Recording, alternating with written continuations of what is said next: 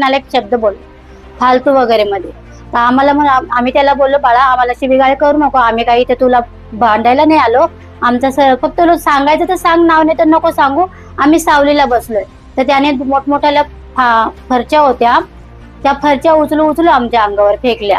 तर मी माझ्या सोबतीला त्यांना मी बोलले, चला म्हणला तो जास्त मारतोय आपल्याला, फरची वगैरे लागली तर दुखापत होईल, म्हणून मी पुढे निघाले.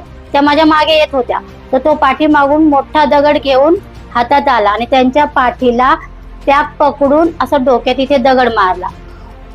उल्हासनगरात आशा वर्करच्या सुरक्षिततेचा प्रश्न पुन्हा एकदा चव्हाट्यावर आला आहे. उल्हासनगरच्या कॅम्प नंबर 4 मधील भरतनगर परिसरात क्षयरोग आणि कुष्ठरोगाचे सर्वे करण्यासाठी गेलेल्या 2 आशा सेविकांना एका तरुणाने दगड व फरशीने जबर मारहाण.